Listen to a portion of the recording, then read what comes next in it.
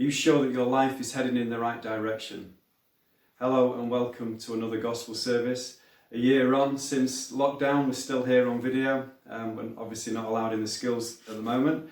Hopefully we'll be back at some point, but it's good to have you with us today. I want to talk today about some words that Jesus told people who were trying to follow him.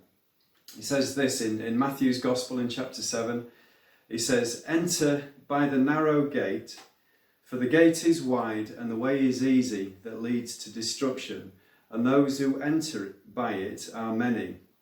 For the gate is narrow and the way is hard that leads to life, and those who find it are few." You know, often if you're driving around, if you ever come up against roadworks or an accident or something like that, and you want to come off the motorway, you've always got a choice. Do we stay on the motorway or do we try and find another route and go a different way? Sometimes you can think that it's plain sailing, you might get off and suddenly everything's great, but then you might hit a massive snarl up and wished that you'd never got off the motorway in the first place. Well, that's an illustration, simple illustration about life. But Jesus here is talking about what happens to you after you die, about your life here and now and how it affects your eternity. And he's really just challenging his hearers to say, are you sure that your life is really on the right road? Are you heading in the right direction? He pictures two types of roads. The first road, it says, is wide, or like a nice wide road to drive on. It's easy, and there's lots of people on it. In fact, it looks like pretty much everyone's on it. But the second road, Jesus describes as being narrow and hard, and there's hardly anybody on that road.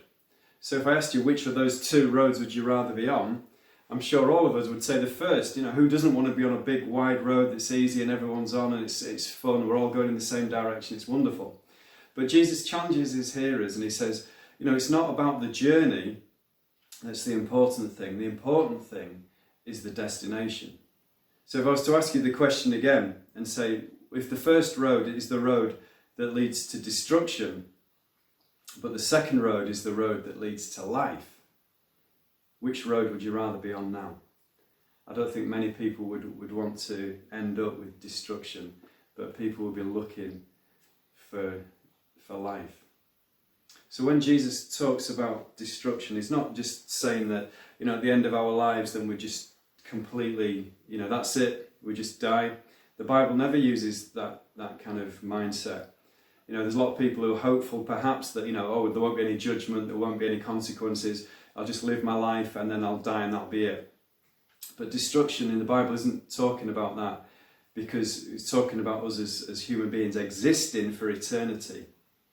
But he's talking about existing for eternity under this term destruction, in a place of suffering, a place separated from the good things of God and the blessings of God, as opposed to life. Now, true life is knowing God, knowing Jesus, knowing the life of God, being right with our Creator, knowing his blessings, walking in glorious fellowship with him.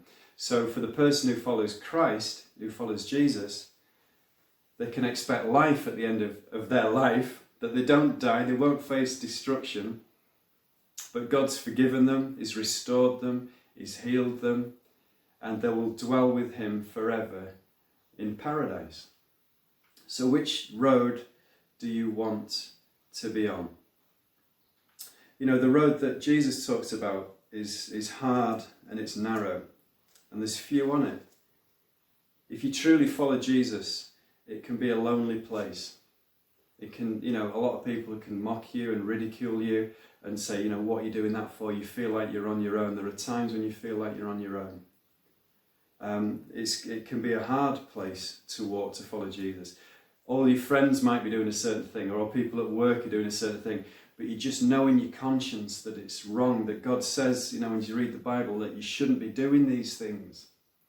And you've got to stand alone and make that hard decision. People, you might lose your job. There's many Christians around the world who get actively persecuted, tormented, sometimes, tortured, even killed for their faith. It's a hard life and road to be on. But the point is that it's worth it because of where it leads. It leads to life. So if you realise that your life's on the road, the wide road, the easy road, the road that leads to destruction, Jesus offers a command here. He's saying this to his listeners that day: enter by the narrow gate. You don't just drift into following Jesus. You've got to consciously enter. You've got to consciously choose to turn your life around and to come through the narrow gate. And Jesus himself describes himself as the gate. He also describes himself as the way, the truth, and the life. And says that no one can come to the Father, that's no one can get to God, except through him. So if you realise you're on the wrong track, if you realise that your life may be comfortable, people are all going in the same direction with you, but there's something in your conscience troubling you, thinking this is wrong because I know it leads to destruction and I want to get off, then Jesus is there saying, come and enter, purposefully come to him, the gate, the narrow gate, come to him, turn from your wrongdoing, get off the path that everyone else is on, turn to Jesus, walk in holiness and godliness and follow him, and he will lead you into life forevermore. So thank you for listening. I encourage you to come to Jesus. Our next gospel service, probably on video again, will be on the 16th of May. Until then, God bless you. Thank you.